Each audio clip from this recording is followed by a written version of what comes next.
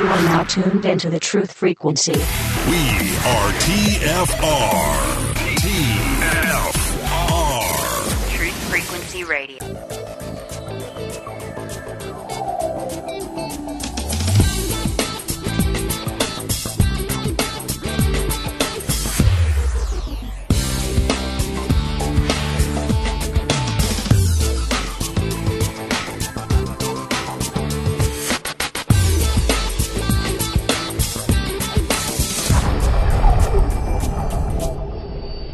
This is your last chance. After this, there is no turning back. You take the blue pill. The story ends. You wake up in your bed and believe whatever you want to believe. You take the red pill. You stay in Wonderland. And I show you how deep the rabbit hole goes.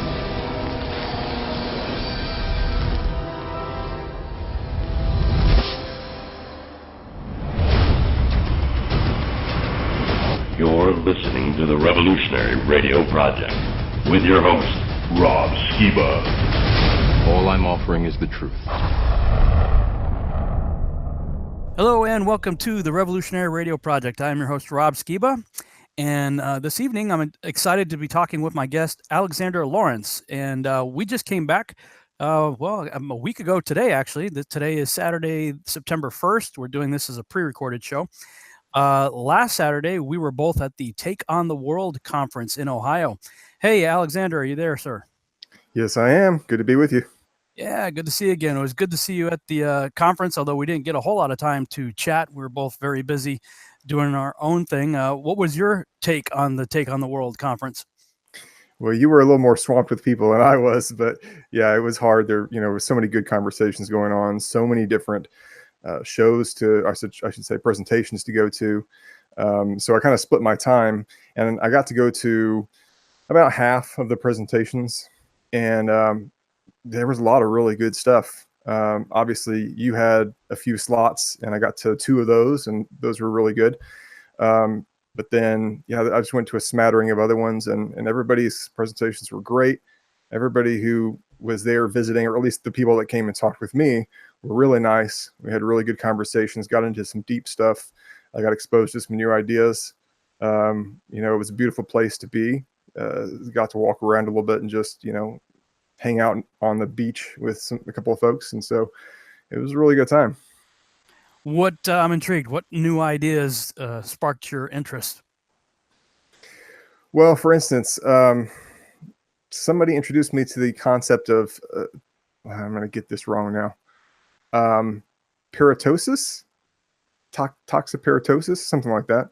That there may be a certain kind of parasite that mind control. Mind control. Yeah, that causes people to kind of lose their inhibitions, and that you can actually get rid of these parasites by doing certain things like turpentine cleanse. Turpentine. Yeah, I'd never heard that before. Whoa! So I'm going to look into it. Like what? Drinking turpentine? I guess. I suppose if you do it in the right amounts, it's not supposed to be real harmful for you. Jared Cressman introduced me to the idea of green coffee enemas. That was a new one too. What ones did you go to? Somebody asked about that in one of his presentations. Evidently, it's something he's talked about on his show. So I was like, okay, you got to tell me what this is about. Well, whatever Jared's doing, it's working for him. He used to be a pretty heavy guy. He's lost a ton of weight. He looks really good, actually. Yeah, he told me he's lost quite a bit. He's doing intermittent fasting or something along those lines. Did you catch any of his sessions? Not much. A couple parts of them. But we did an interview after the conference, and they were talking to me about their new documentary. And they're doing good work, and they have a growing audience, so I'm excited for them. Yeah, I need to get them on the show too. They being Jared Cressman and Tom Dunn. It's crazy. Every time I refer to them as Tom and Jared, we are so programmed that I almost slip every time I do it and say Tom and Jerry. My mom said that very thing on the phone the other day. I said Tom and Jared, blah blah blah. She's like, Tom and Jerry, really? Those are their names? Like, no. I think that just shows the power of programming. Huh? I mean, it's like just so, Yeah. and I know both of these guys fairly well, so to get it messed up, it just, it just shows the programming, I guess. Especially to impressionable young minds, right? That's when I absorbed all that stuff. Oh, I sure. was pretty young at the time. Yeah. Afternoon cartoons with Tom and Jerry. I mean, kind of raised on that stuff. Which is why we got to get seed on the air. Bingo, man. Got to use the medium, right, as it were, that actually works on people. We do these conferences and there's several hundred people and that's cool. We do YouTube videos, maybe a few thousand show up, watch them, but mainstream television series, millions. We reach millions of people. And, thanks for bringing that up. That's actually kind of a good segue for what we're going to talk about, I suppose, because you and I share very similar views on end times and who the Antichrist is going to be. We have some slightly different ideas of who he was in the past, though I remain open to your thesis and want to talk about that this evening. You've been on the Revolutionary Radio Project before, but it's been a while. So why don't we just kind of back up a little bit, maybe refamiliarize myself and my audience with you, your work, your background, and we'll kind of go from there. So tell us a little bit more about your background and what led to the writing. Was Leviathan's Ruse your first book? Yes, it was. Okay, yeah. Talk about that journey, what led to writing that, what that's about, and we'll take it from there. My background is sordid. I, like some of the servants of Yahweh, I decided to, do my own thing and be a materialist and be a hedonist. And he used some pretty supernatural stuff to bring me out of that. There were some dream visions that I had that really shook me up. And then I backslid. It was a very interesting journey where I came to faith when I was in college, was definitely on fire, didn't fully bring everything about my past out and, really make it better, make amends and deal with these issues. And then enemy got a hold of me, pulled me back into selfish way of living. So I was a backslid Christian. And eventually, through the school of hard knocks, really, I came back to a place where I was willing to listen to him. Never did give up my faith in Yeshua. It's just, I wanted to live my own way for the most part. So wasn't walking it out, but still believed it. And finally, he hounded me over and over over the course of years. And then the last straw was this moment where I had actually started to respond to him and was like, okay, yeah, I know I've got to get back to being obedient to you, being faithful to you. And then it was like I was kind of on the fence, and he gave me this dream that I woke up from knowing without a doubt that I was about to die. And it was one of those things where there wasn't a message that was spoken to me. I didn't hear anything. It was just the content of the dream was about other people in my life being able to go into a place of paradise and me not being able to go with them. It was like I was walking with them, and then I just stopped and I was like, I can't. And then somebody turned around, someone very close to me turned around and looked at me and said, you can't go where we're going. And I woke up and it was beyond just that dream and what she had said. It was this feeling in the very pit of my gut that I've reached the end of the line. Like, God is going to take me out now. And I got up out of bed and walked downstairs and just was bawling, couldn't stop bawling. And I repented and I cried out to him for about 15, 20 minutes. And after I just poured my soul out, then I got this feeling of peace all of a sudden. That was like, okay, the declaration has changed. The judgment has been changed. Like, you're not under that anymore. So you have time now. And then I never did feel after that like there was the spirit of death looming over me. But that really woke me up and built a fire under me. So I started to get all the crap out of my life. And as I went through that process, I also became a lot more open to God just reprogramming me, just teaching me more than I had known before, because I was like, oh, how did I get myself into this place? So I wanted to have more of a download from him. And as part of that process over many months, I started to see some things that I had never seen before, things about the occult, things about transhumanism, things about the Antichrist, and just a whole lot of stuff that you never hear taught from the pulpit. And I thought, why have I never heard any of this stuff? So I began to look into it, and I felt very passionate about it all of a sudden, dug into that. And then strangely enough, as I was digging into all of that stuff and doing more and more research on really the kingdom of darkness and what it's been up to, then God introduced me to the whole Torah observant movement. And at first I was like, what? But I had already prayed, God, I want you to show me whatever it is that's true. And I don't, I'm not going to say no to it. I'm not going to be biased. I'm just going to consider it, listen and consider it. And that's so I was getting dangerous prayer right there. It's dangerous. Yeah, absolutely. So I was kind of an open channel, and he was giving all this stuff to me. And then the Torah stuff came in, and I was like, you know what? It sounds crazy at first, but I said I was going to be open to this. So I'm just going to listen. And I began, watching, I think it was 119 Ministries and Zach Bauer and some of his stuff. And then the Spirit just began pushing it on me, like, you need to really think about this. And it made sense to me the more I looked into it. So that was a big change as well. But then I got this prompt from the Spirit, you need to start writing about these things you're learning. And I said, really? I like to write, but like, am I in a place where I should be doing that? And he's like, the Spirit basically said, you're a mouthpiece, and I need more mouths to speak the message that I want to get out. So I said, okay, I'll start writing it. And when I did that, I said, I want to know what's true. Just show me what's true. I don't want to write something that's false. So I'm not saying that everything in Leviathan's Ruse is correct, but I'm pretty sure the overall message is what the Lord was leading me to. So what is the overall theme message in Leviathan's Ruse? Well, the theme is about the great deception and how Satan has put this stuff into play in the ancient past. From the beginning of history, he's been forging towards a certain goal.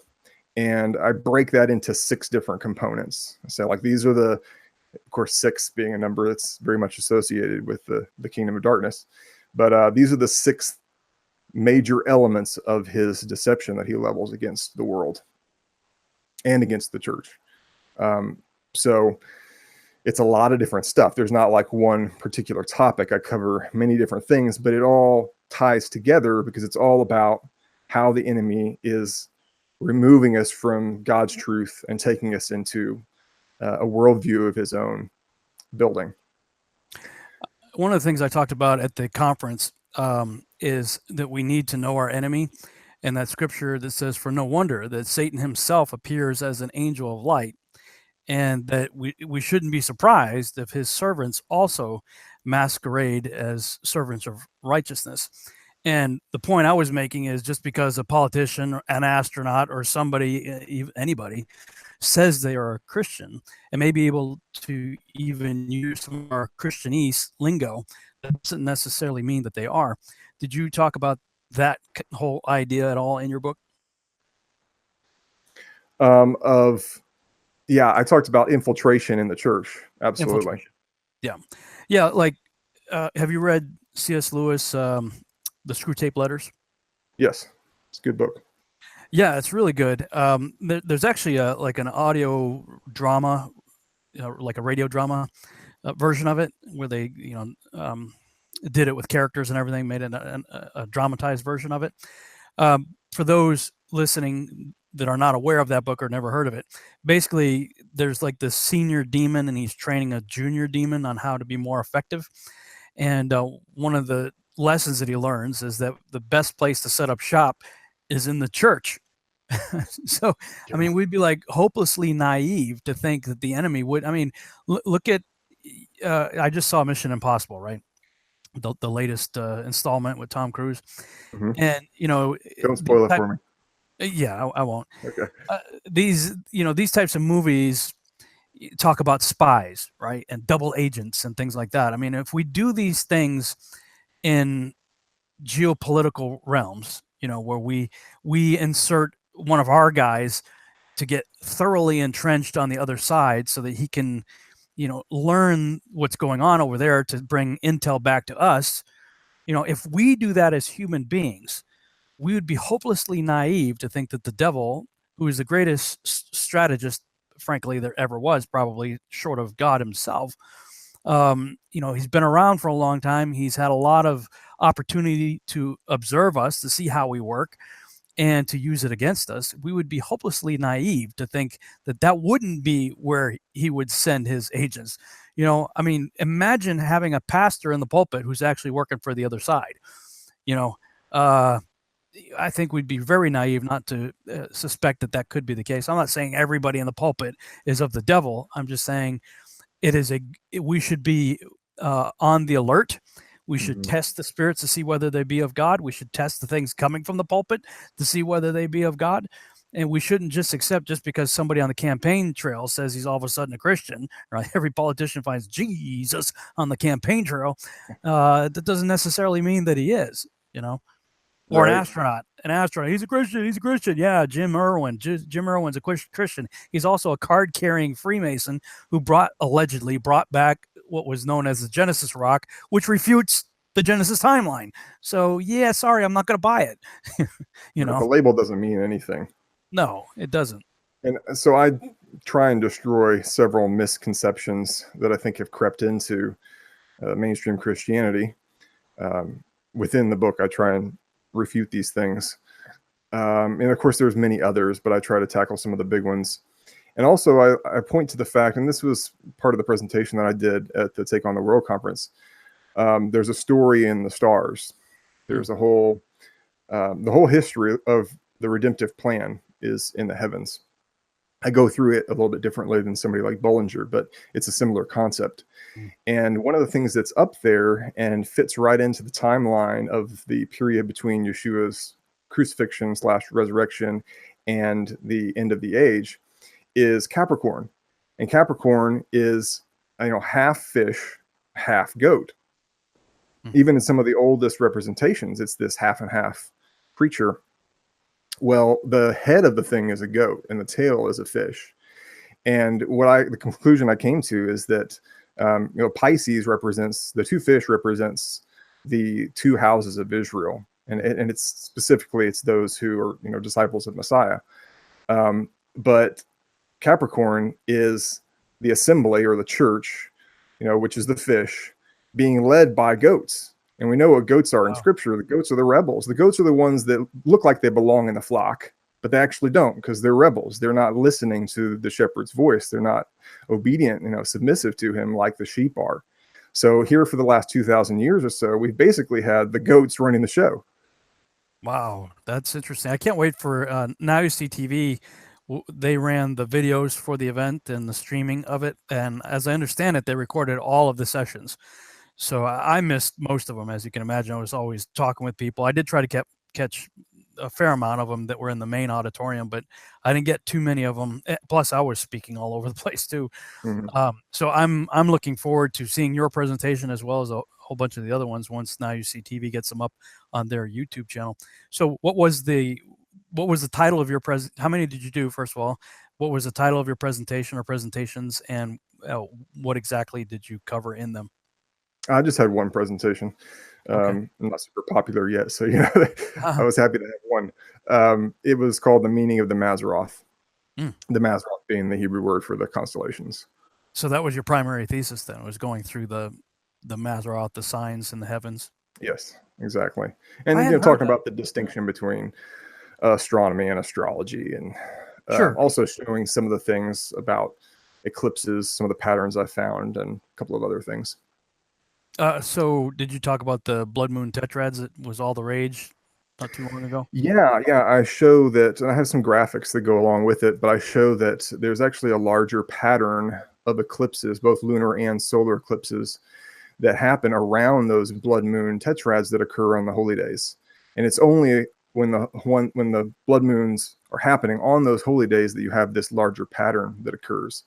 It's pretty crazy. I mean, it's something that makes me just sit back and go, wow, how did you do that? And to orchestrate the timing of everything in that heavenly clock to make that, it's a symmetrical pattern around the middle of the tetrads to make that work. I mean, it's just brilliance that's so far beyond anything I can understand.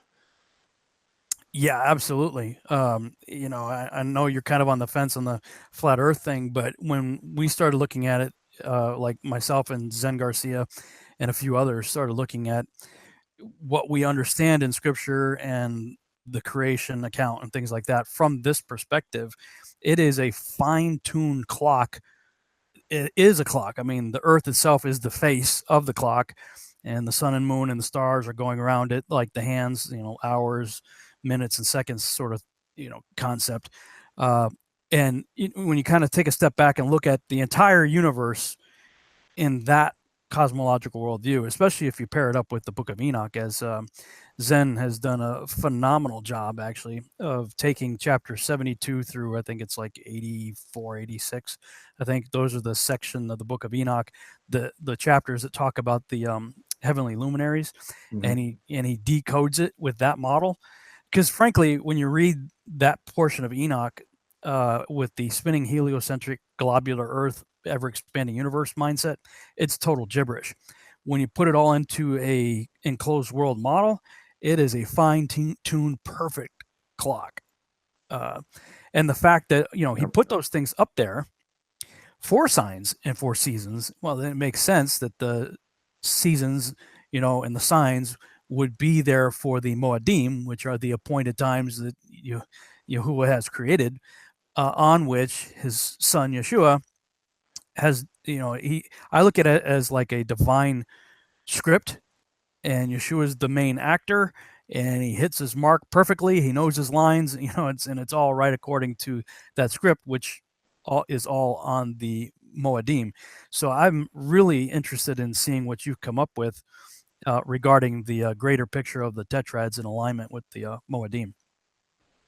Yeah, it's fascinating stuff. I think you said in one of the Q&A panels that the stars have to stay where they are. And, the Bible talks about how they run in their courses. So these things are actually moving in a formation that God has put them in. And if they get out of that formation, it changes the story, or it changes the Moedim.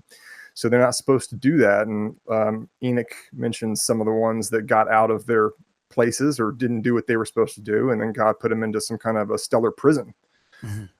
So I definitely believe we're in an enclosed system, that there is a firmament that the stars are in, and that the earth is at the center of it, because the Bible's pretty clear on that. And the stars are not these huge balls of gas that are millions of light years away, because they have to fall to the earth in the end. And the Antichrist pulls some of them down and tramples on them in the sight of mankind.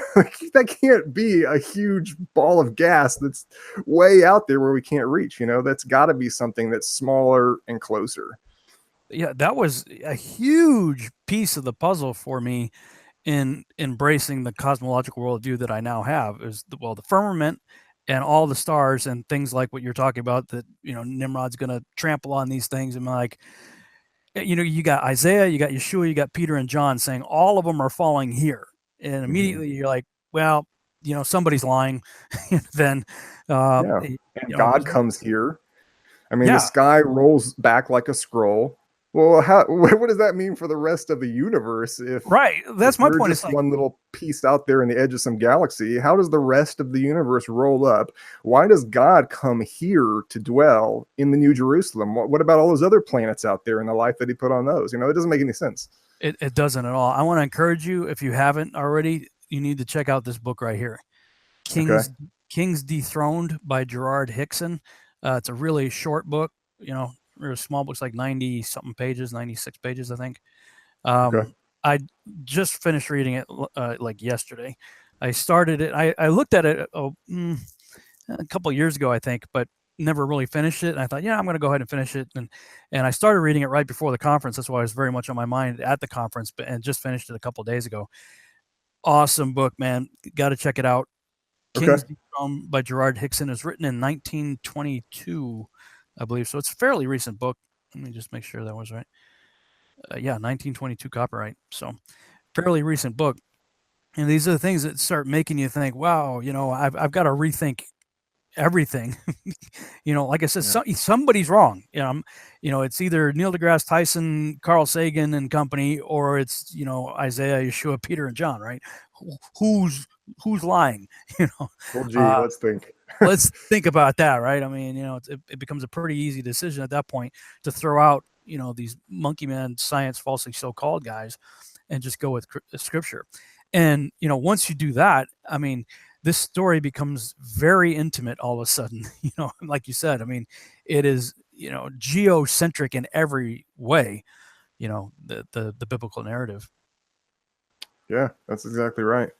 I don't know if the earth is flat, maybe there's some verses that kind of seem to indicate that. There's some things that make me think maybe it's not, and the firmament is like a sphere that's a little bit further out. But either way, it doesn't really matter to me. Honestly, like, I don't care what shape the earth is. What I care about is the fact that we're at the center of this thing, and we're not just some, wanderers out on the edge of one particular galaxy that are of no real import. This is a story about the earth. God is doing everything that he's doing with life here in this place. And we are special because of that. We're not of little value, we're of much value. Massively huge value. And, enough that he had to send his own son to die for us. I mean, that's huge. Yeah. But we are going to our first break right now. So we'll pick up this conversation when we come back from the break. Stand by.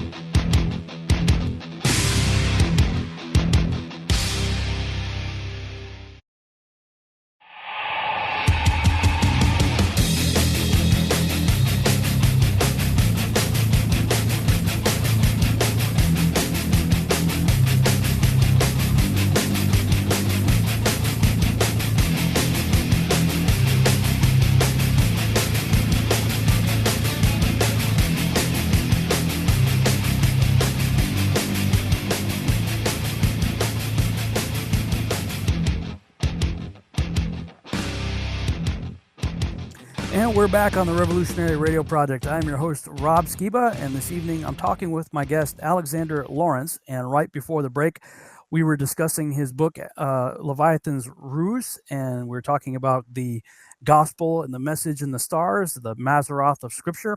And we were also talking about the firmament. And actually, you and I had a brief conversation on the way back to the cottages. We all stayed in different cottages. It was a big campground where the conference was.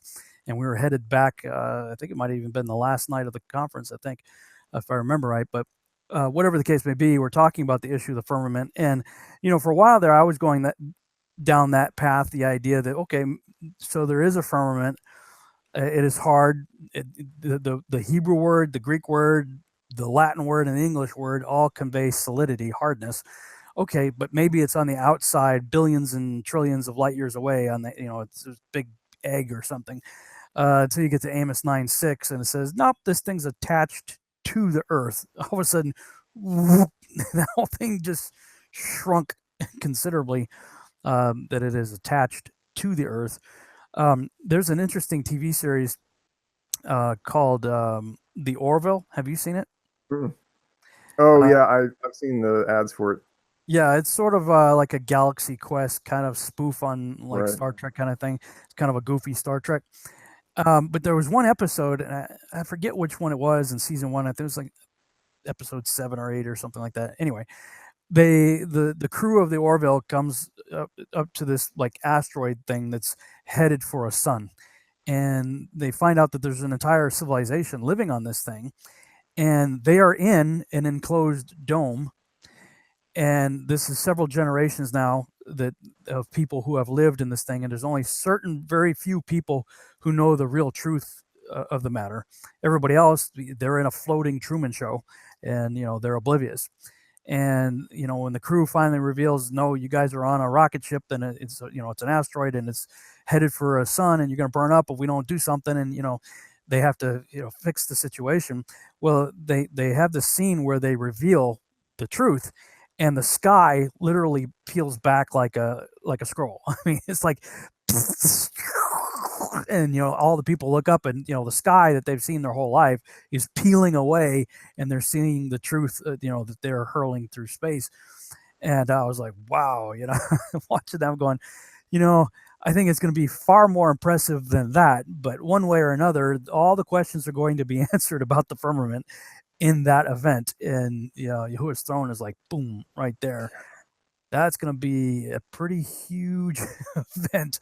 And everybody who didn't already read about it is going to soil their pants. Oh man, begging for the rocks to fall on them. Yeah. Whew, something else. But the idea that the firmament is attached to the earth, and it is a much more intimate setting, a Truman Show type setting, with a dome right over us, suddenly makes the Tower of Babel story make a whole lot more sense. Back in the day when I didn't believe as I do now, I used to say that it was probably a ziggurat type structure that they were building, and it had a Stargate, right? The Stargate on the top, because they're going to rend the veil and reach into heaven. Now I'm not so sure, because I actually went back and looked at some of the books that I have published myself. And in those books, like the Book of Jubilees and other archaeological texts that I went and revisited again, they talk about the base of the structure being somewhere on the high side of 200 square miles. Now, some estimates are lower than that, but that's on the high side. A 200 square mile base of a building. All of a sudden, that makes sense. In the Book of Joshua, says it took a year to get to the top of this thing as they were building it. That doesn't seem possible. Well, with a 200 mile square foot base, yeah, it kind of does. I mean, look at how big is the Freedom Tower? What's the square footage of the base of that thing, right? And that's a pretty tall building. This 200 square miles. I used to say, well, why did they build it in the plains of Shinar? If you're trying to get to heaven, get a head start, build it on a mountain or something, right? Mm-hmm. Well, they needed a place big enough for a 200 square mile base of a structure that the ancient texts say that 2/3 of it was destroyed by God. And you can imagine whatever was left of the remaining third was probably pillaged for building materials as time marched on. Mm-hmm. But at any rate, it seemed, all of a sudden, Nimrod's audacity, well, okay, where did the windows of heaven open? Right about there. He's got his grandpa hanging around, Ham, who was, there for about 100 years before the flood. Hey, Dad, Grandpa, where did the windows open up? I remember one of them right about there, over the plains of Shinar.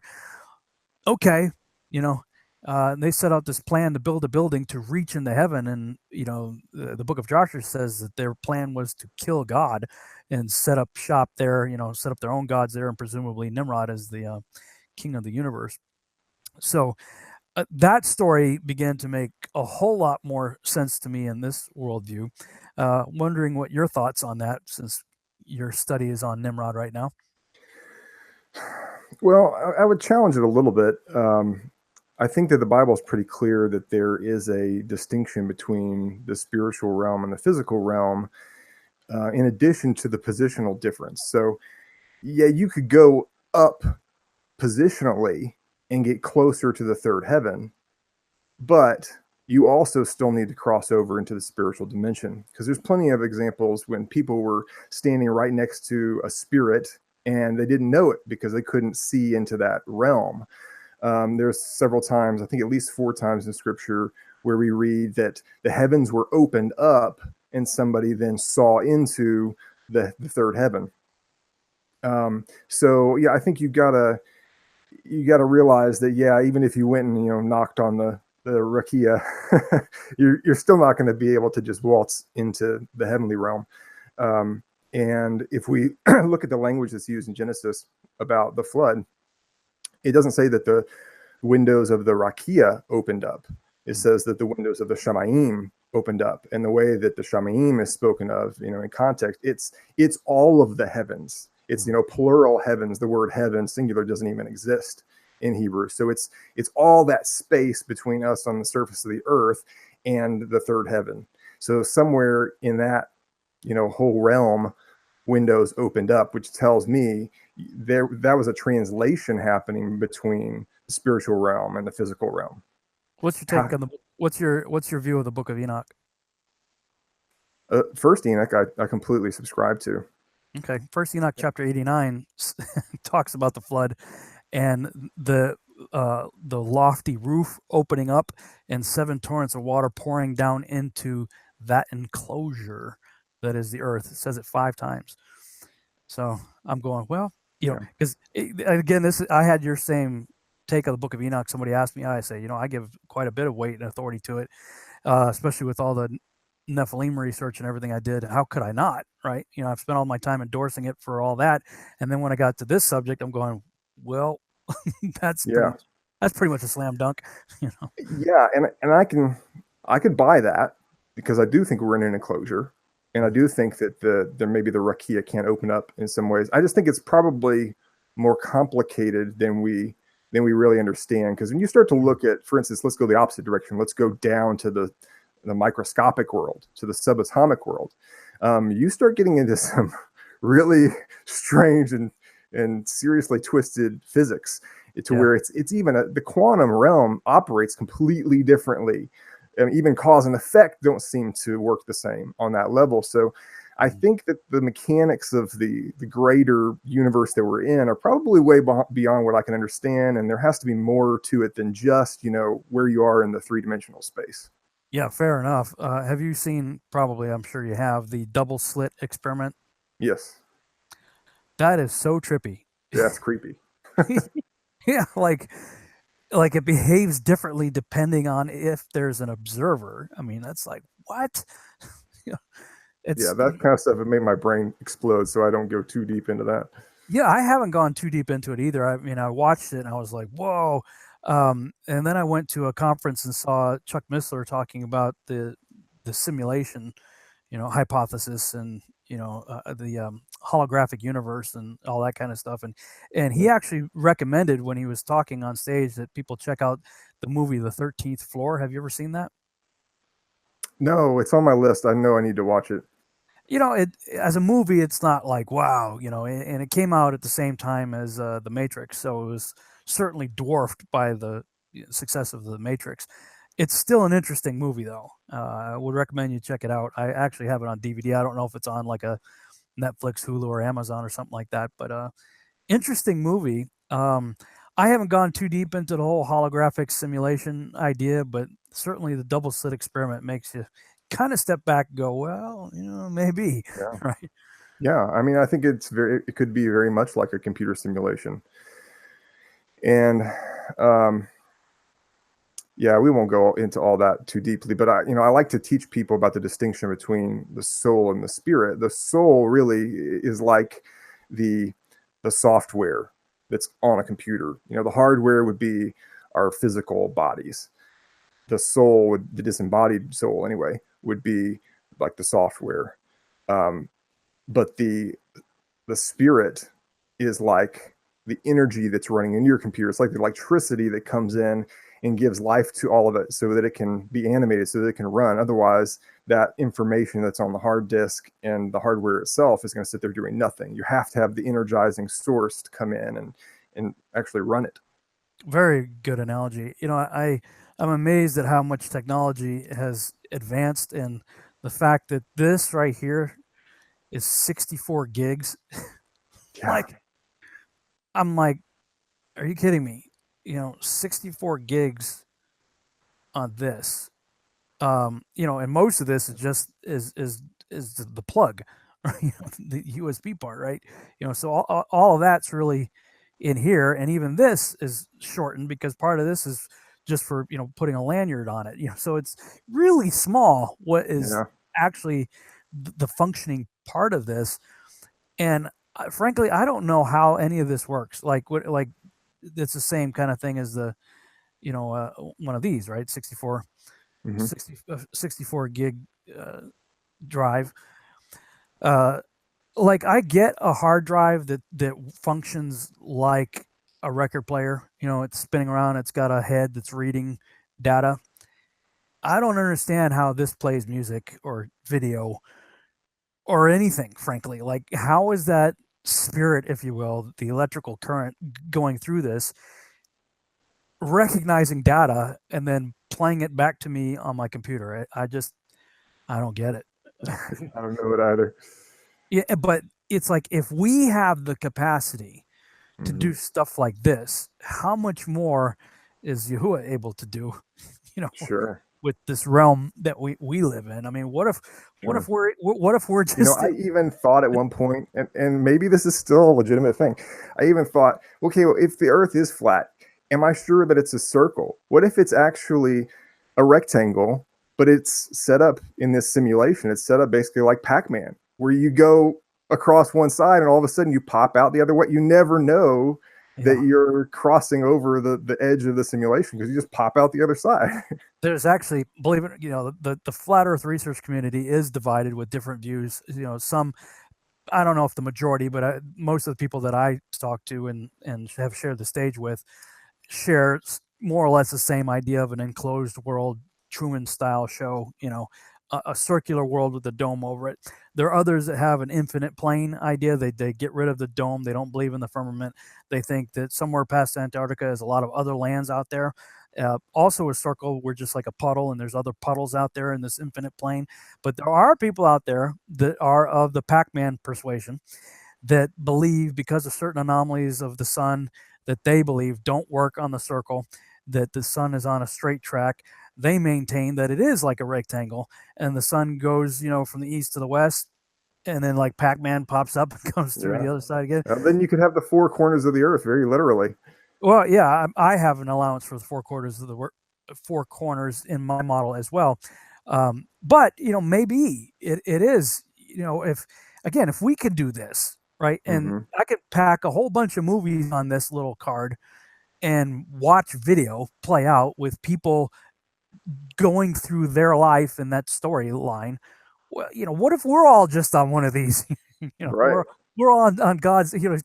He's got a library of SD cards, and we're all just being And when you think about the 13th floor, or the Matrix for that matter, maybe it starts with belief, the observer, because if the double slit experiment is true, then you can have different outcomes depending on who or if anybody's observing, right? So maybe it's a start with belief first. Whatever your preconceived belief is, then that's what you're going to see. Yeah, maybe so. That could be all kinds of wacky stuff. All right, so taking that line of thought further for a second, assume with me just for a minute that we are on a sphere, and that verse in Amos is correct, which I'm sure it is. Did it say that the rakia is linked to the Earth? No, it says aguda. Aguda, I guess somebody like Doug Hamp might correct me on the pronunciation, but the beginning of that verse says he builds his lofty chambers in the heavens, and he founds his aguda, or aguda, whatever you pronounce it, on the earth. Now, King James says troop. Why does it say that? Well, because the word aguda, it means tightly knit unit, something that is knit together with something. And like when I was in the Army, I was first of the 110th a C troop, first of the 110th Air Cav. So I was in a troop, Charlie Troop, a tightly knit band of people. The context of that verse is building the structure that is heaven, and that it is knit to the earth. So it doesn't use Rakia, Shemai, or Shemai. Yeah, so you think it's talking about the heavenly host, that's the troop he's talking about? Looking at the English translations, I would be hard pressed to find an English translator of the Bible that held that view, because the vast majority of them translated either as vault of heaven, or like the NASB says vaulted dome. So you just have to kind of look at all the various translations. And that's what I try to do, is like, okay, well, these guys are smarter than I am, and they know the language better than I do. And if you've got all these translations saying vault, well, maybe. Yeah. So you might think, and it's totally possible, that it's talking about the vault coming down and touching the plane of the earth. But let's just imagine for a minute that we are on a sphere. You and I both do 3D graphics. And you know how in 3D programs, you can link one thing to the other, but there's not necessarily an actual, set of triangles that's connecting them, triangles that would render. It's just that you're giving it information that says, okay, I could make a ball and then put another ball around it, and I can spin that outer ball, but I'm linking it to the one that's in the center. So it's never, anytime that center one were to be moved around, the outer one always stays with it. It keeps its position relative to that inner ball. So it's linked, but it's not like actually connected by anything. Yeah, fair enough. I have built Earth models before, and this is why it's hard for me to buy a lot of the imagery that I see coming from NASA and other space programs, because I know how easy it is, with less than $300 worth of off-the-shelf software and a fairly decent computer, I can make just as good or better imagery myself. Mm-hmm. And you start with a basic sphere. Then you get some kind of terrain map. You put that on there. You might want to map on like an atmosphere layer, and a cloud layer, and a diffuse layer that kind of scatters the light and whatnot. And all of these things, I suppose, technically speaking, from a computer programming point of view, are knit together, because you do. The software I used for the Earth stuff was View. The software's View Esprit was the cheaper version of it. Mm-hmm. And you can group these various elements into one. So, hadn't thought about it that way. I can see from a programming perspective how that would work. I would still have a hard time reconciling a whole bunch of other scriptures in that regard, but at any rate, it's interesting to think about. The scriptures get pretty difficult to understand from a purely earthly standpoint sometimes, though. Like when you start to get into, what is spirit? If spirit is mind and information and power, then it can take a lot of different forms, and there's just a lot of analogy that you have to use to be able to talk about that sort of thing. So, for instance, in Enoch, we find it talks about the pillars of heaven in one passage, and you might think, oh, okay, the heavens are then held up by pillars, but to me, that's an analogy about using an actual structure to tell us something about how the heavens operate, because in that same verse, if you keep going, it says that the pillars are winds or spirits, the same word, ruach, right? Wind or spirit. So the pillars are these spirits. So then all of a sudden that kind of blows that idea out of the water of, oh, these are actual, physical structures of some kind that are holding up the heavens. But obviously it's trying to tell us something about how that works. So we got to know, okay, there's some kind of structural integrity that's given to the heavens because of these entities or these spirits. Yeah, very good. Have you seen the blog that Dr. Stephen Pidgeon put up this morning? Mm-mm. On the pillars of the earth? Oh, no, I haven't. Yeah, anyway. Yeah. Wow. I love the guy. I love his work. I have tremendous respect for him. I didn't get hardly any chance at all, really, to interact with him at the conference, because we were both kind of swamped doing stuff. But I'm sorry, the mental gymnastics that this guy performs with the pillars of the earth in this blog, I posted it on my Facebook today. But basically, he was saying that the seasons, the years, the months, and whatnot, those are the pillars.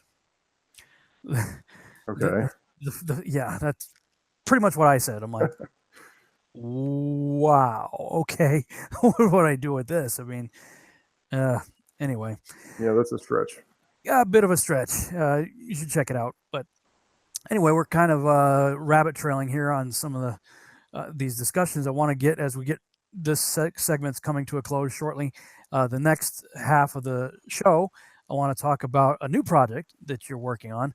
But before we do, let's kind of set the stage and talk about your view of Nimrod and who you believe he was in ancient times and what you think his role is in the future. Well, my thesis and a large part of Leviathan's ruse is about this guy named Asshur. At least that's how the Old Testament repeatedly refers to him, as being the end times king of Babel. The one who oppresses the Jews at the end, the one who devastates the world. And I try to show that Asshur is the same as Nimrod. Now, I can't 100% prove that, but that's where the evidence is leading me. It's possible that they were two separate but very closely related individuals. And by Asshur, I'm not saying the tribe of Asshur. That's a different Asshur, just for people who might be confused by that. Right, because there's an Asshur, the tribe of Asshur. Well, there's the tribe of Israel, but there's also, and that's spelled different though, I think, isn't it? Yeah, it is. Yeah. But there is another Asshur, if memory serves, that's in the Table of Nations. That's of the line of Japheth, I think, isn't there? There's one in the line of Shem. Is it Shem? Yeah, I think so. Okay. But there were multiple people who shared names throughout the Old Testament. Sure. Even Yeshua himself, of course, there were multiple people named Joshua, as we would say in English. So I don't make a connection just because the name is the same. And the way that I'm reading Genesis is that Nimrod, maybe it was a name, maybe it was a title. I don't know. It means, let's rebel, let us rebel. And then he or Asshur goes north from southern Mesopotamia, goes up into what we now call Assyria, and he founds that whole area, makes all the major cities in Assyria. Now, that's the actual title that a lot of the English translations will use. They'll say the Assyrian. Mm-hmm. But if you actually go back and look in the Hebrew, it's pretty much Asshur, right? It's just Asshur or Asshur. But the only way you know whether or not it's talking about a person or a nation is through context. Mm-hmm. And that's why no one really found this until recently in history. And I have to give credit to Peter Goodgame. He's the one that turned me onto this. Mm-hmm. And then I basically, tweaked, polished his book about the Antichrist a little bit and, inserted that in segments throughout Leviathan's ruse. But it makes perfect sense of some passages which otherwise would be completely opaque when you realize that Asshur is a person, sometimes, not always the whole nation of Assyria. And so, I've gone through, basically I've connected what the Old Testament has to say about this guy, Asshur, and what role he played in the ancient world, what role he'll play at the end of the age. And I've connected it to the beast that comes up from the abyss that we read about in the book of Revelation, and how he is the 8th king of this beast kingdom. Because that 8th king, the angel tells John, is one of the 7, which have,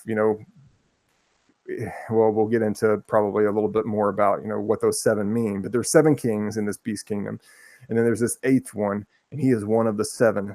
But very mysteriously, he once was, now is not, and yet will be. In other words, at John's time in history, when an angel is speaking to him, this guy is not living, but he once was living, and he at some point in the future will come back to life, and he will be again among this collection of kings that are representing the empire of Babel, or we want to call it the New World Order, maybe, or the Old World Order turned into the New World Order. But it's all from Babel. That's where it started. All right. Perfect timing. We are going to break right now, and we'll come back and pick up where we left off after the break.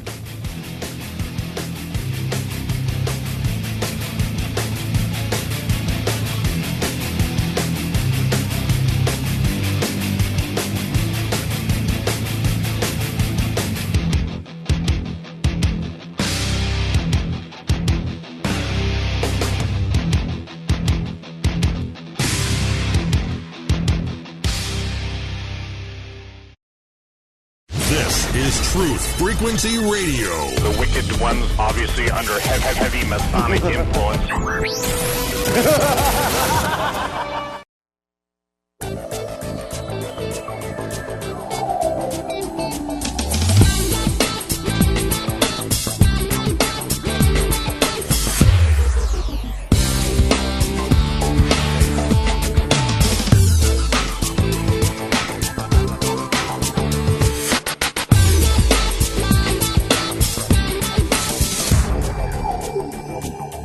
we're back on the Revolutionary Radio Project. I am your host, Rob Skiba. For the second hour of the broadcast, I'm talking with my guest, Alexander Lawrence.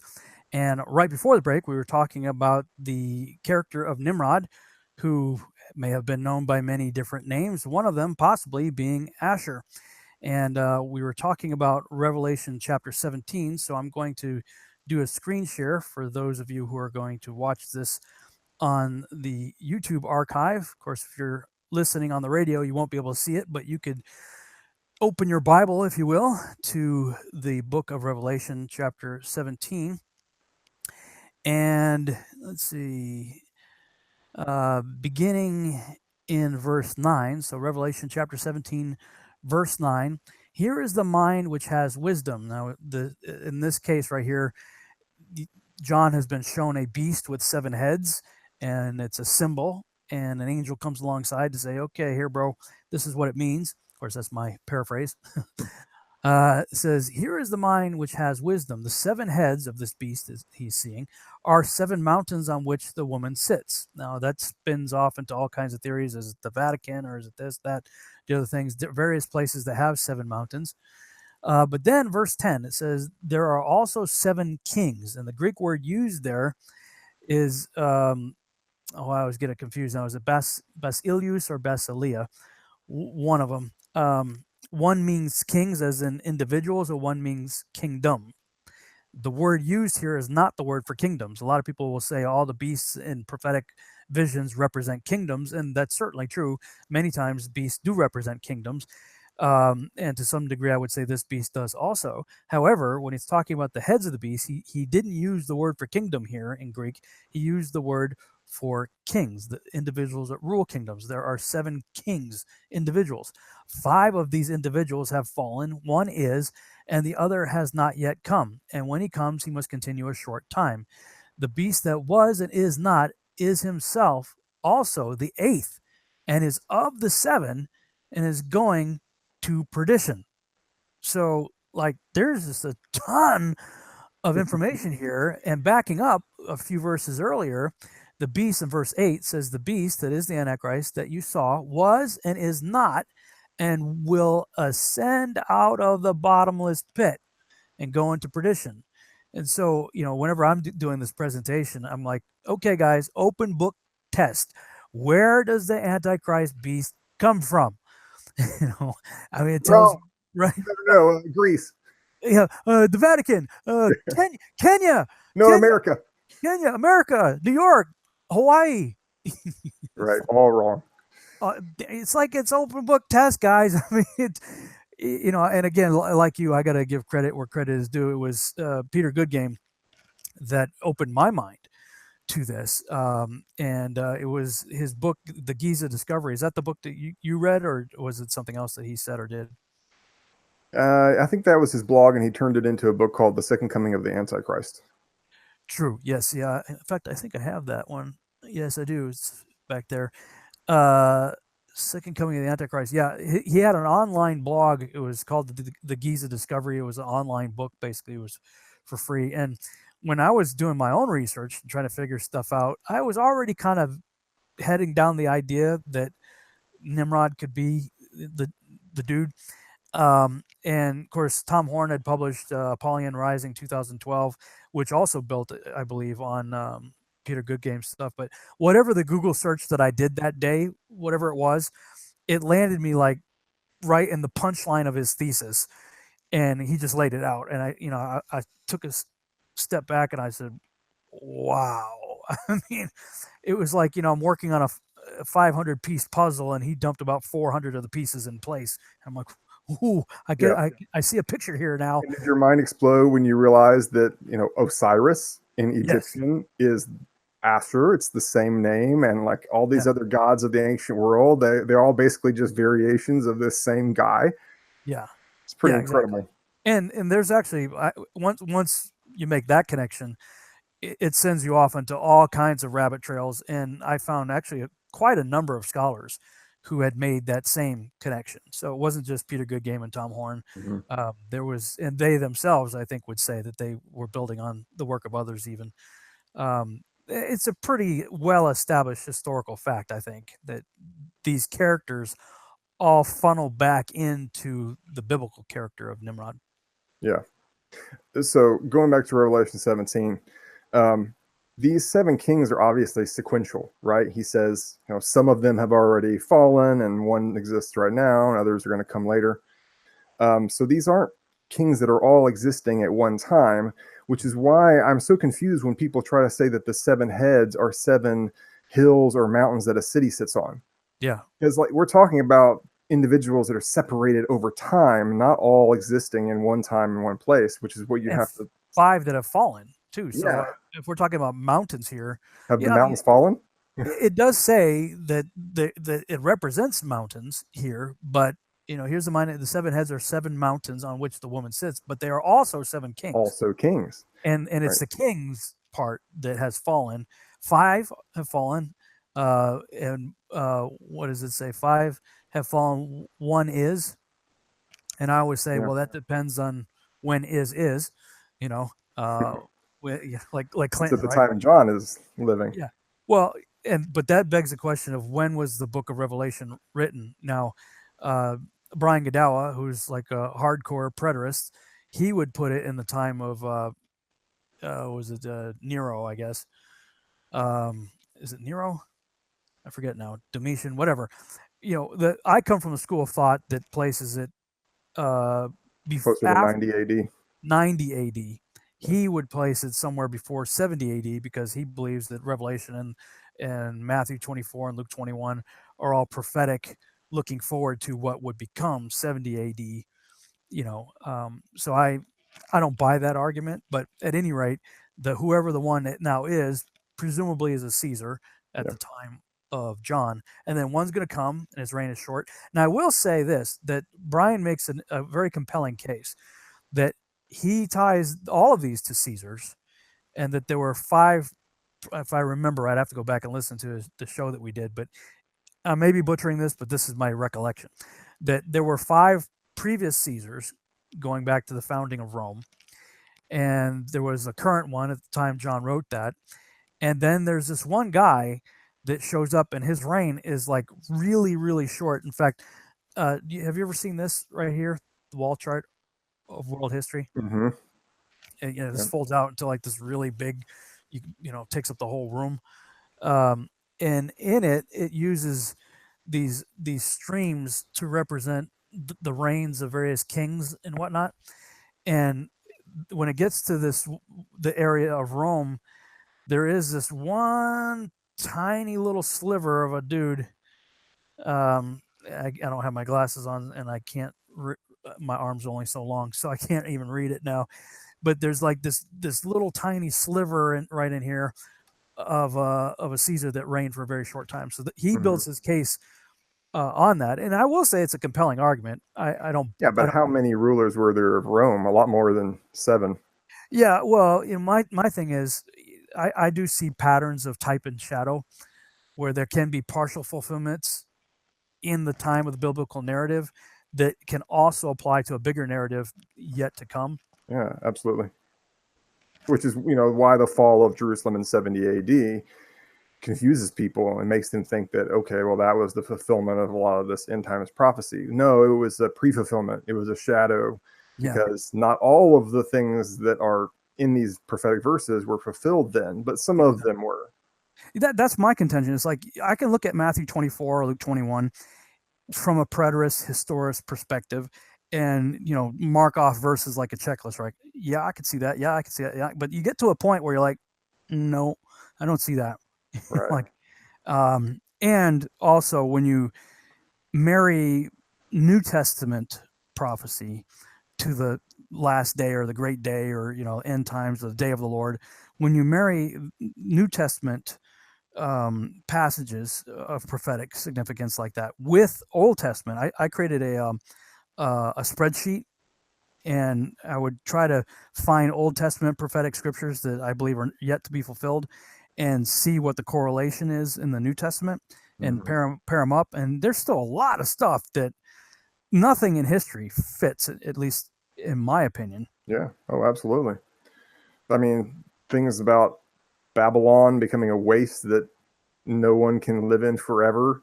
You know, that's Damascus. never happened. All kinds of stuff. Same thing with Edom. You know, parts of that area southeast of Israel are going to become a wasteland that's going to burn with sulfur, like brimstone and sulfur, forever, and no one's ever going to inhabit it again. I mean, those things certainly haven't happened. Yeah, you know, Brian's only way out of that is he calls it hyperbolic language, and you know, it's the whole idea of, man, that car that cost me an arm and a leg. Well, no, it didn't. You're using hyperbolic language to express that it cost you a lot.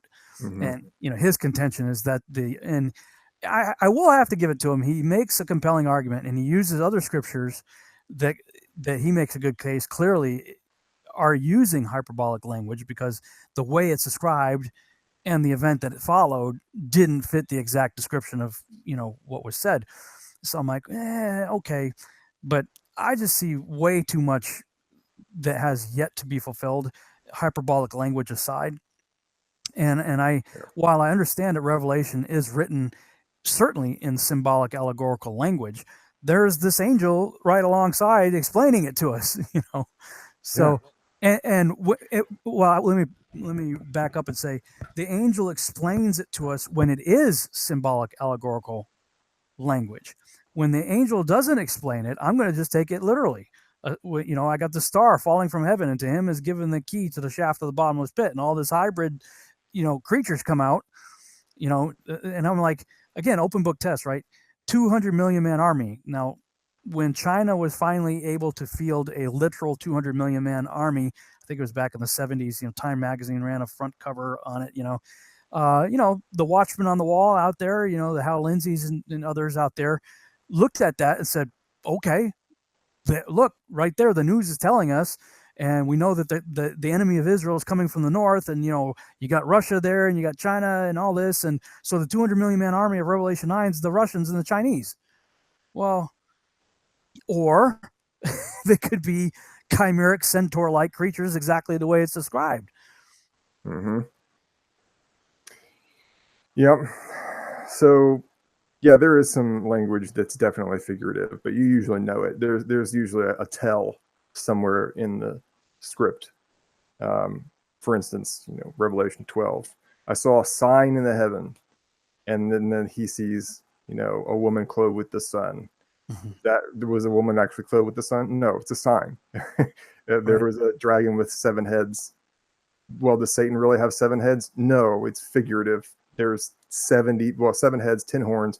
That's 70. There's 70 members of the divine council that have fallen. That's what's being represented by that dragon. So, yeah, we've just got to use a little bit of common sense to interpret this stuff and not try to take it ultra literally if the text is suggesting otherwise.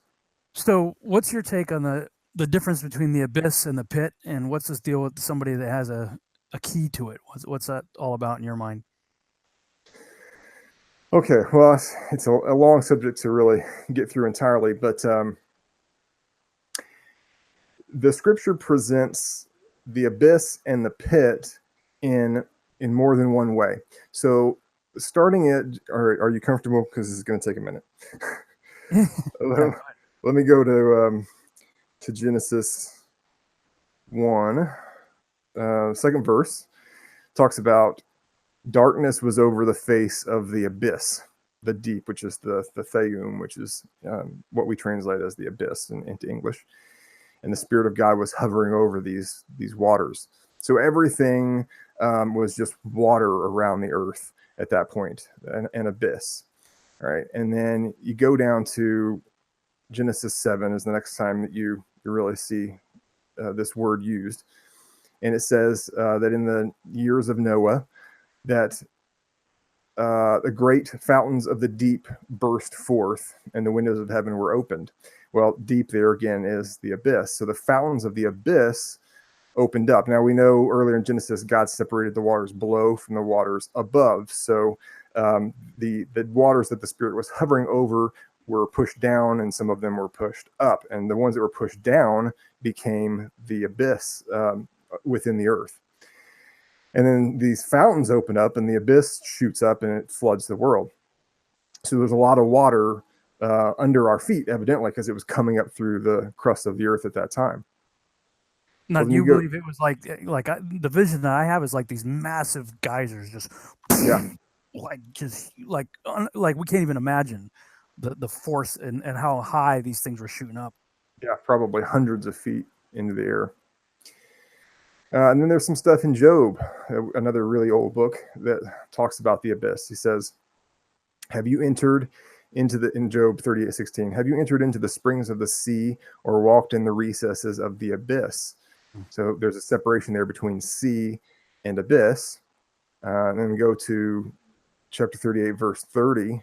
It says the waters. It's talking about God controlling the cold and the frost. He says the waters become hard like stone when they get cold, and the face of the abyss is frozen. So evidently the face of the abyss is where the deep waters come into contact with the air, where they would be frozen solid. And Proverbs 8:27 backs that up. Let me pull that up. It says, "When he established the heavens, I was there. When he drew a circle on the face of the deep." So the abyss has this face, and actually that a lot of translations say a horizon instead of circle, but he drew the horizon on the face of this abyss. So it's talking about, again, the surface of these deep waters where you would be able to see the horizon. And then Exodus takes us in a little bit of a different direction. It says in 15:5 about the Pharaoh's army, it says the floods covered them and they went down into the abyss. So evidently, the waters of the sea at that point that were covering them were considered to be the abyss. And Psalm 106:9 says the same thing, where the people of Israel crossed through the abyss when they crossed over the Reed Sea. Then Psalm 104, I know I'm flying through these, but I just want to touch on them all so we can get a big picture. Psalm 104, 5-11. He set the earth on its foundation so that it should never be moved. Yet, no, you covered it with the abyss as with a garment. The waters stood above the mountains. At your rebuke, they fled. Now, the psalmist is talking about at the beginning of creation, when all those waters were completely covering the earth. But God rebuked them, and then there was a separation between the waters, and they fled. And the waters that went down, it says, the mountains rose. Now, they didn't literally rise. It's just in relation to the water going down. It looked like the mountains, the dry land was coming up out of the water, and the valleys sank down to the place that you appointed for them. And you set a boundary that they may not pass, talking about the waters. The waters may not pass, so that they might not again cover the earth. You made the springs gush forth in the valleys. They flow between hills. And let's see, I'm trying to look at the actual word that's used here. And I lost it, but all right. The idea is that these waters that went down into the earth, they then bring forth springs, which we're going to see here in another verse a little bit more clearly. Deuteronomy 8:7 says, "For Yahweh your God is bringing you into a good land, a land of brooks of water, of fountains and springs flowing out in the valleys and hills." And it says, actually in the Hebrew, it says the depths, okay, or the deep waters, the Thayum, underneath the earth is what causes these springs to flow forth in the valleys and hills. Okay, so that's interesting. We got a lot to consider here. Proverbs 8:28 gives us a little bit more. It says, "When he made firm the skies above," there's a good verse for you, Rob. I'm sure you've already found that one. So the sky is firm. Yep. When he made firm the skies above, when he established the fountains of the abyss, when he assigned to the sea its limit so that the waters might not transgress. Okay, so there again we see that there are springs of the deep, or fountains of the abyss. Okay, interesting, because the abyss is just deep water so far, as we've seen, right? So it's kind of interesting that there would be springs. And then Psalm 78:15 tells us about the time that Israel needed water in the wilderness, and God split the rock at, I think it was at Horeb. And it says he split rocks in the wilderness and gave them to drink abundantly from the abyss. So when he made the waters come forth in the wilderness, it was from the abyss that water was issuing. Interesting. Psalm 78, Psalm 135, 6, and 148, 7, and Proverbs 3:20 all say that there are many abysses. So far we've only seen singular abyss. Now we're seeing verses that say that there are abysses, plural. It's another thing to take into consideration. So we're gonna be coming up on a break pretty quick here, about 5 more minutes. How do you differentiate then, or what's your opinion of the difference between the abyss, which seems to all be watery, and the bottomless pit that is opened, that has a key to it, apparently? Right, exactly, and that's where I was going to go with this. But you actually, when you get into the New Testament, you find that the abyss becomes not just about waters. It actually becomes this spiritual place as well. There's a concept of spirits going to the abyss, which is kind of weird because up to this point, we've just seen it as being the deep waters. And those deep waters, and we're going to see this a little more clearly in Ezekiel 31, but what the conclusion I came to is that, yes, it's deep water and it's different than the surface of the sea, but what happens is those deep waters go down beneath the crust of the earth, and the pressure of the crust forces them back up, and they come up through channels, kind of like veins in a person or in a plant. They come up through these channels through the crust, and they get desalinated as they come up. So when they reach the surface, they become springs and aquifers. That's why the Bible is able to say that the springs are from the abyss, even though the abyss was, all of the deep water, all of the salt water of the sea, and everything that's deep into the earth. But evidently, as it's coming back up, it becomes fresh water and comes out as these springs of water on the surface. And that's why some places you have, not a lot of rain, but they're still lush.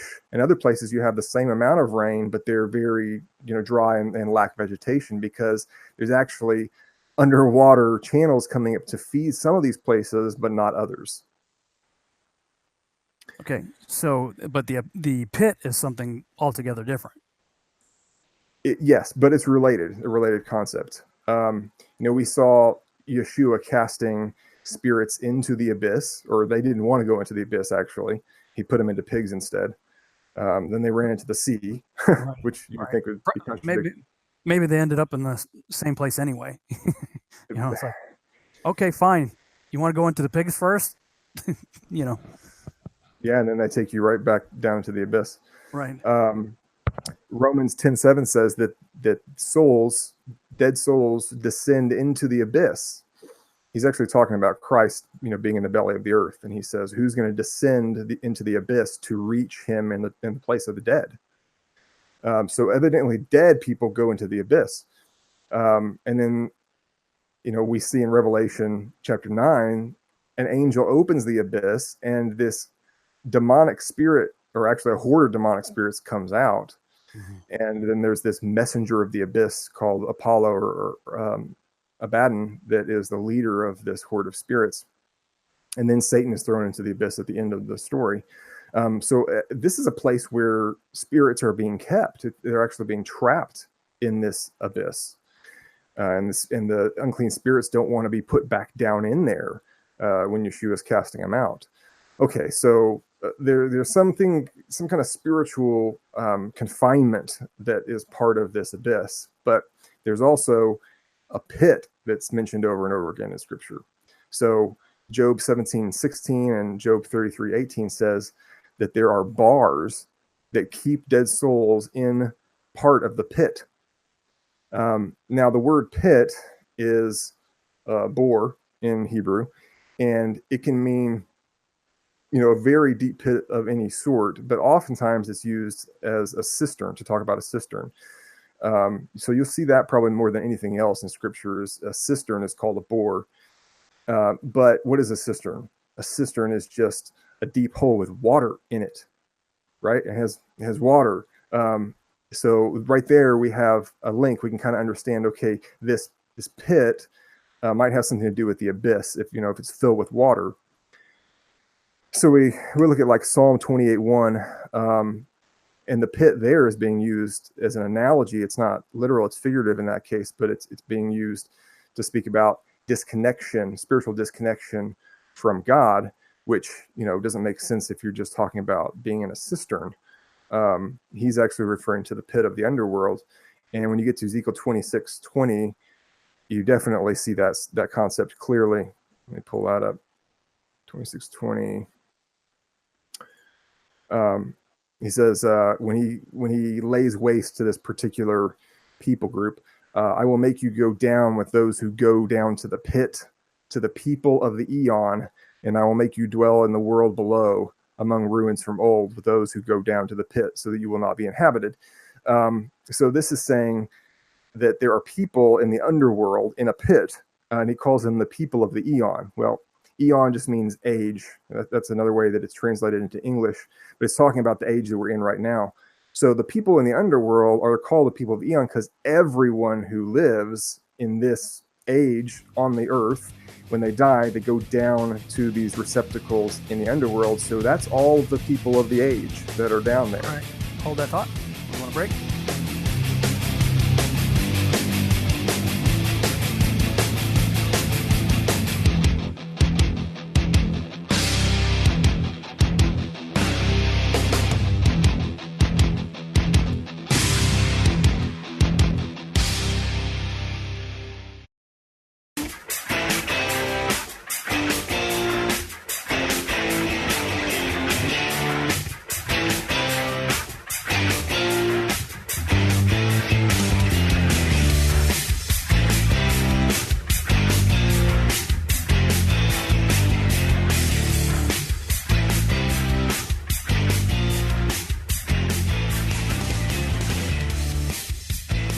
We're back on the Revolutionary Radio Project. I'm your host, Rob Skiba, for the final half-hour segment of the broadcast. I'm talking with my guest, Alexander Lawrence. And right before the break, we were talking about the difference between the abyss and the pit, and that there are people in the pit called the people of the eon, or people of the ages. So we got cut off because of the break, so go ahead and pick up where you left off. All right, thanks.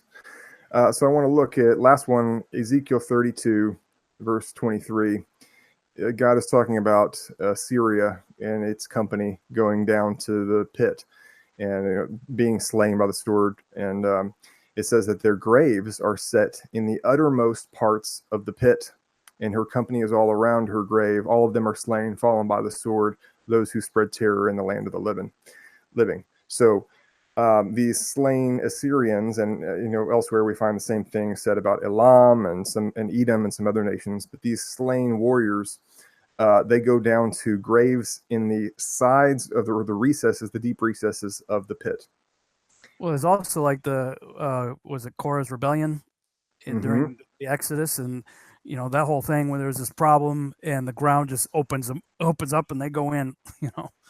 Yeah, and the same word is used, bore. It says that they went down alive into bore. Yeah. So, and one more thing to mention is Enoch very clearly describes this whole situation in the underworld, where he sees, as he's taking his tour of the spiritual realm, he sees that there are two receptacles in the underworld, and one of them it's a paradise, and it's for the souls of the righteous, and the other one is for the souls of the unrighteous. And once we put all of that stuff together, we begin to get a picture of what's really below us. And like the Bible says, there's many abysses. Okay, there's many deep chasms in the crust of the earth, but there's also this one abyss that's used in a figurative or spiritual sense, because somehow down below us, the souls are descending to be stored in these receptacles, and you have to go through the abyss to get to the uttermost parts where those graves are, those receptacles are. And there's also, even below that, there's the prison of Tartarus down there. Yes, and the fallen angels are being kept not in the receptacles with the souls of human beings. Right. They're in their own place in that pit. And the parable Yeshua told of the rich man and Lazarus, it says they could see the rich man over in this other place of torment, but they said they could, even if they wanted to, they couldn't get to him because there was a giant chasm or an abyss between them. So in the physical world, the abyss is the deep waters of the earth. and there's a pit down in the depths of the earth where all of these waters kind of go and congregate. But in the spiritual realm, it's also positionally the same place under us. But in the spiritual realm, you might say a higher dimension, you've got receptacles for souls and a chasm where angels are being bound, the watchers. So we have to kind of understand that before we can understand what Ezekiel 31 has to say about Asshur. Okay, the eighth king, the one that we would call the best, we would say is the beast from the abyss. And we don't have time to go into a deep study about all of that, but basically you have to realize there's multiple beasts in the book of Revelation. You have a beast empire, which has 7 heads and 10 horns, and it comes out of the sea. The sea is symbolically the Gentile nations. Okay, and Daniel saw his 4 beast kingdoms in his dream coming up out of a churning sea, which indicates a time of global calamity where all the Gentiles are in some sort of turmoil. So it comes out of the sea, but then there's a beast from the abyss, and then there's a beast from the earth. Now, we're told the beast from the earth is this false prophet, and he works on behalf of the beast from the abyss. But the beast from the abyss is what the angel later tells John is this 8th king who once was, now is not, yet will come. Okay, so you got to tie all these concepts together, and you realize, okay, the 8th king was somebody in the ancient world who is one of these powerful kings. And, who was that? If we, man, how do I compress this down? So I'll just cut to the punchline. It's Asshur, and chapter 31 of Ezekiel is all about him. It's a parable about Asshur.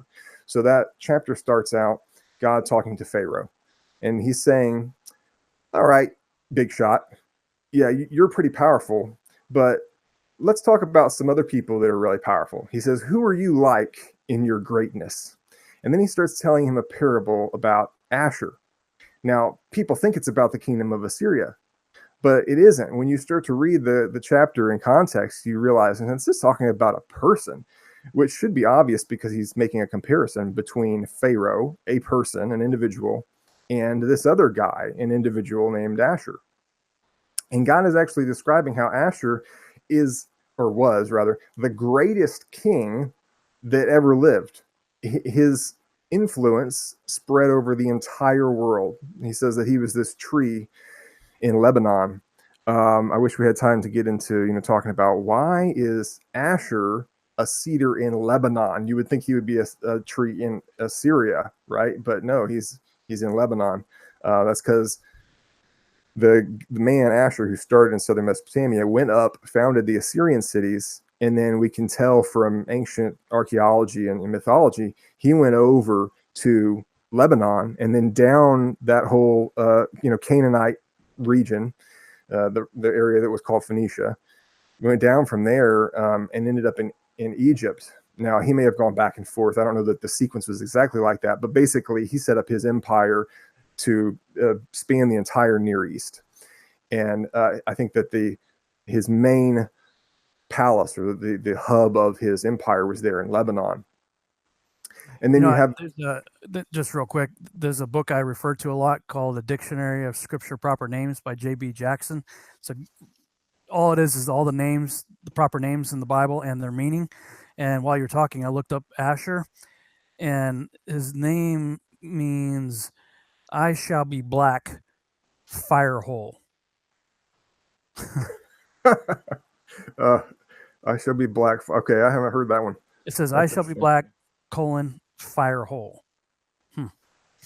So when I was studying the meaning of the name, I came up with the meaning of mighty or immutable or like a stone. So basically like a rock that can't be shaken. And it's interesting because that's what Tyre means. And there's definitely a link that you can make between Tyre and how he's treated, talked about in scripture sometimes. Mm-hmm. Yeah, because that's one of those narratives that it starts talking about like a man, and then all of a sudden it's like you're talking about Satan. Right. Anyway, yeah, we could go off on that for a while. Talk That's about another Phoenix, show. Phoenicia and Phoenix and all that. Maybe we should do a part 2 so we Maybe we can should. really go a lot deeper. So Ezekiel 31 talks about not only, Asshur being this great tree, but it also talks about other trees, and it calls them the trees of Eden. And it says that they were in the garden of God, and they got jealous of Asshur because of his mighty power and the reach of his influence. And, it can really throw you for a loop, trying to figure out what that means. But I'll just tell you, Eden means paradise in Hebrew. That's what it is, paradise. There's more than one paradise in Scripture. There's not only the Eden that was created on earth in the beginning of the age, but there's an Eden in the underworld. The compartment for the righteous souls is called paradise. Yeshua said, "You're going to go with me to paradise today." He was talking about that place to the thief on the cross. And then there's the paradise in the heavenly realm, because on the Mount of God, there's also an Eden. And the fallen cherub, we just talked about, that chapter in Ezekiel, the fallen cherub walked among the fiery stones of Eden, but it's talking about the heavenly Eden, or the heavenly paradise. So you begin to understand what this parable is talking about. The trees are rulers, great rulers. And the trees that are said to be from the Garden of God, from Eden, are the divine rulers that we would call the cosmocrators. They're members of the divine council. And these are the guys that are ruling the Gentile nations. Because when Babel happened and God split the people into 70 different people groups with 70 languages, he assigned them to 70 sons of God, or called cosmocrators in Greek. Those are the guys that were ruling, and they were supposed to be ruling, but here comes Asshur, and he unites the world under his rule. So there was actually a world ruling emperor in the ancient world that God says is the greatest one ever. This chapter says there will never be another king that has the kind of influence and power that Asshur had. Secular historians won't tell you that, but the Bible is telling you what the ancient world looked like. This guy ruled everything until God had him taken out. Yeah, I don't think people really grasp it, because we have these Sunday school lesson cartoonish views of some of these stories. But when you realize that this guy is literally ruling the world, and he has the audacity to think he's going to kill God and set himself up as God. And you're right, when you look at certainly the biblical narrative, when you make the connections that you're making, but also look out throughout history at some of these characters, specifically like Osiris. He was the main guy of antiquity. That today, one of the statements that I make is, why does the whole world worship the beast? Because we already are. Yeah. In one way or another, so many of our holidays and practices and whatnot all go back to this guy, and worldwide we're still doing it. To that guy and his ruler, his king, which is Satan. Yeah. So you have characters like Odin or Zeus, which were representative of Satan, but then they always had this son who was the great demigod, right? Mm-hmm.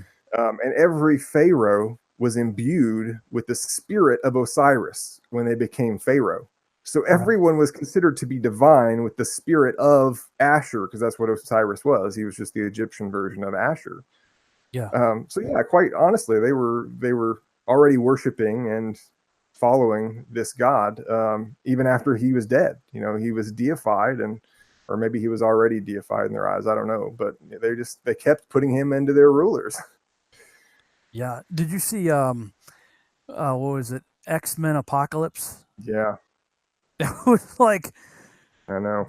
That was the Nimrod story, man. I was like, okay, these writers, whoever wrote that script, clearly have been, watching our videos, reading our books or whatnot, because, they or did the exact same research we did to create that story.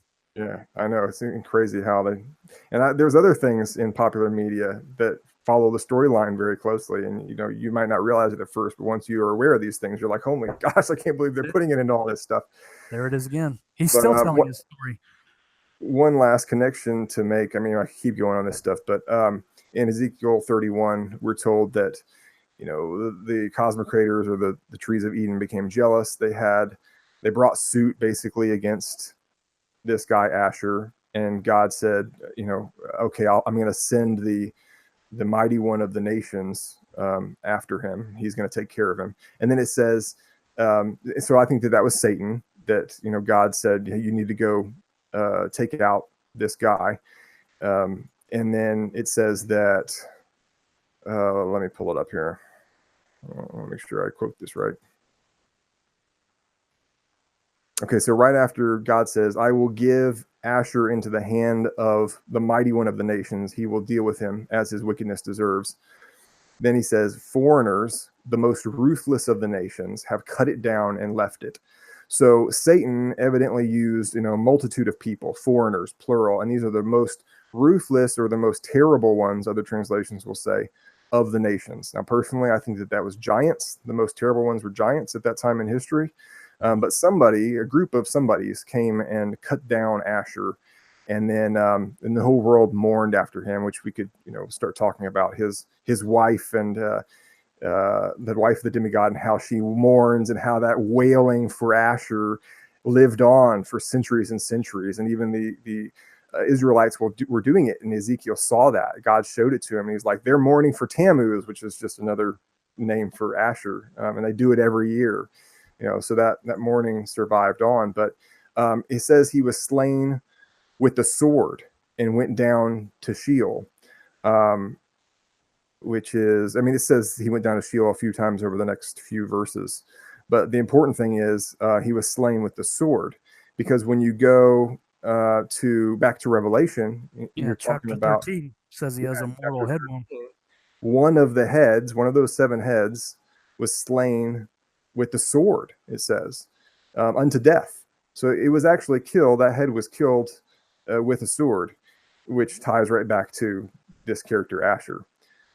And that he was the first king, and he'll be the 8th king, which is why, he returns. He has to be resurrected in some sense, not in the same resurrection style, not in the way that Yeshua was, but he's going to have to return in some way, probably genetic engineering and mixed with some kind of arcane arts, because he is the 8th king to return. And it's not as if the Antichrist shows up, as many people want to teach, and gets killed by a head wound and then resurrects. That's the dispensational idea, right? But that's not what it says. It says one of the 7 heads, not that the Antichrist's head is wounded with the sword, but one of the heads was wounded unto death.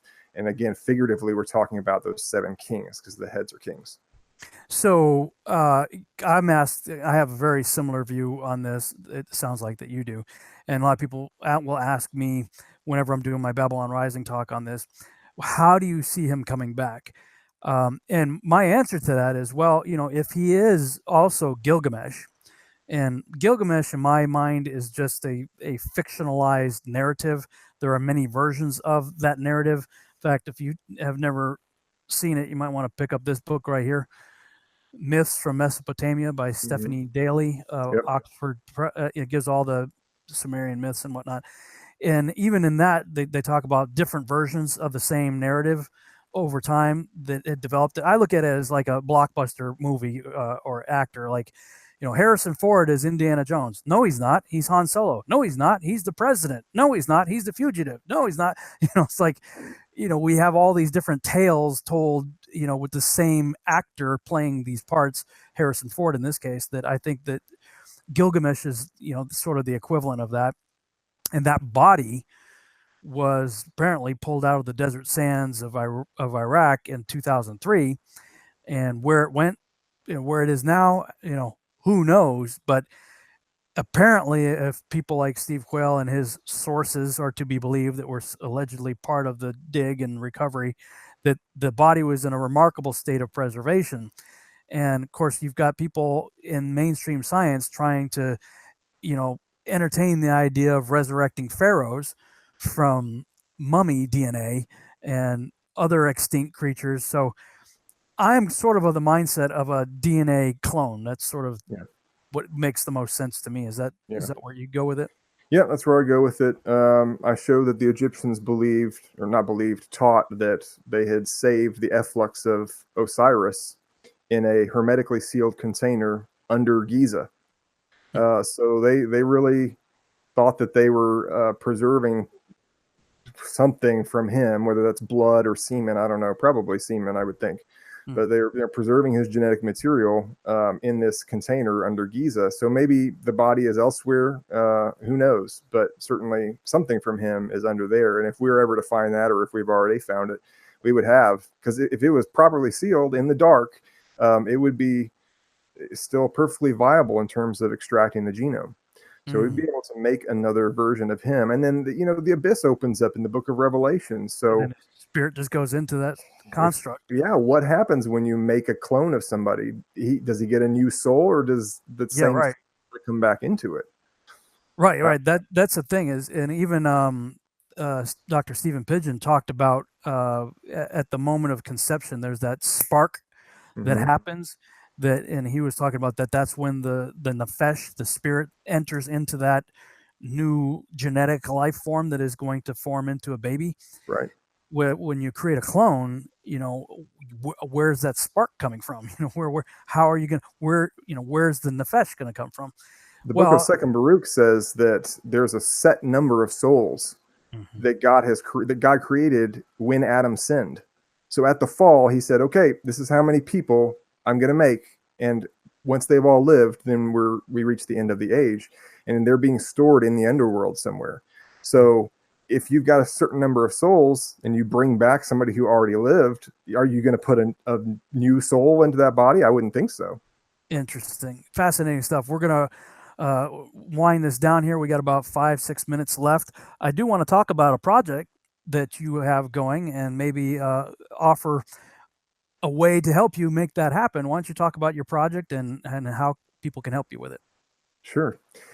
So I have a Kickstarter going right now to try and fund the development of a book called Reign of the Rebel. And it would be book number 1 in a series of 6. God kind of dropped this idea on me a few months back as I was driving. And I feel very strongly about doing this because a lot of people don't want to read nonfiction, or they don't want to read something like Leviathan's Ruse, which is pretty in depth, but they are more than open to reading or listening to a story that covers the same material. So that's what I'm trying to do, is reach more people with this whole story of Asshur, the 8th king, by writing a very engaging series of books and then turning them into audiobooks, and then hopefully turning it into graphic novels, and who knows, maybe movies, maybe TV shows and movies. You and I had a conversation offline on the phone about this, and how I've got a very similar vision with Seed and trying to get it out, and these are the types of stories that I actually want to put into Seed. So I am 100% behind you on this, and hopefully maybe my listening audience would get behind you as well. We have a similar goal. I'm also going to be using your services to help me with some things that you've offered to help me with on Seed. So I see this as a collaborative endeavor, and I want to invite my listeners to help you make this happen. How much money do you need to raise? Where can people go to check out what you're trying to do and support you? I'm trying to raise at least 15,000. It'd be great to get beyond that, because there's a lot of stretch goals that I want to hit. But if we can get to 15,000, then I can do the book in a pretty timely manner. I've already written the first several chapters, and the first 4 are available on the Kickstarter page. So there's links there under the campaign tab, and people can use those to either go listen to the audio of the first 4 chapters or read them. And, it'll give you an idea, give you a taste for what the story is going to be like. There's also illustrations that I've made to go with it. The cover is partially created, so you can see that on the page as well. And there's lots of different rewards that you can choose from.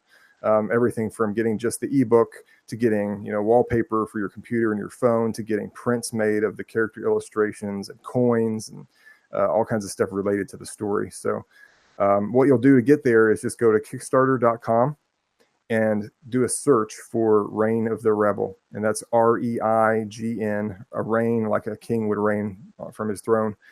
And then Rebel, REBEL, Reign of the Rebel. If you search for that, you'll find, it'll pop up with my name, Alexander Lawrence. And just click that, and everything that you need to know is on that page, starting with a video that will tell you a little bit more about it. Reign of the Rebel is a tale of obsession, revenge, and redemption centered around the rise of the world-conquering king of rebellion, Nimrod.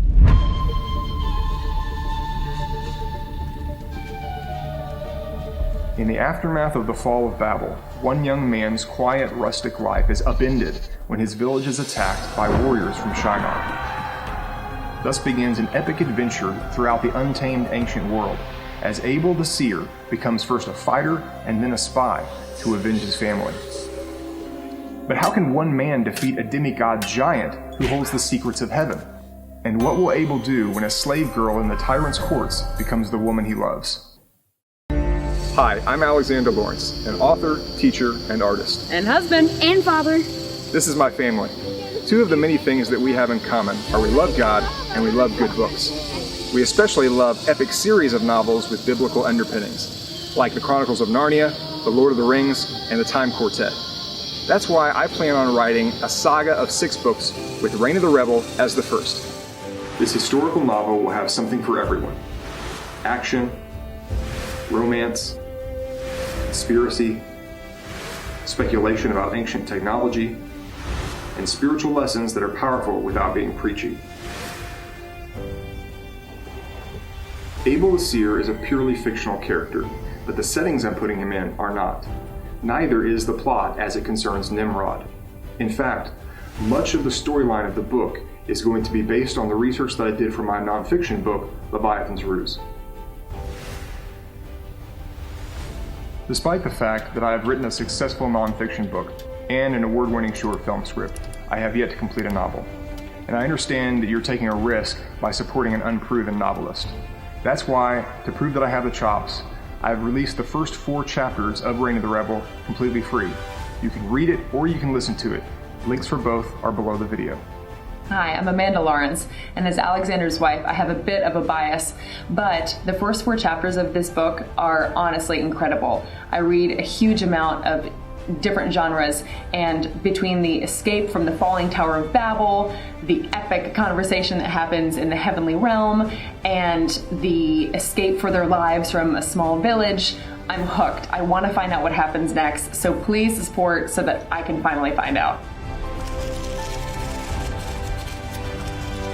More than ever, people fill their free time with fiction. Books, audiobooks, dramatic podcasts, TV shows, films. These are the best ways to reach and teach people in the 21st century.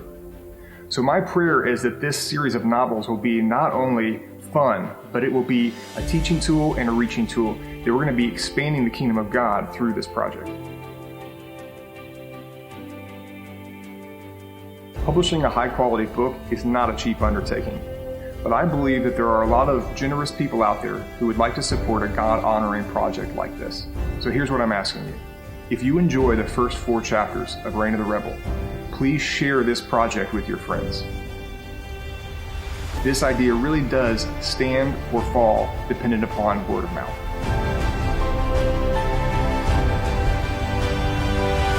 Thank you!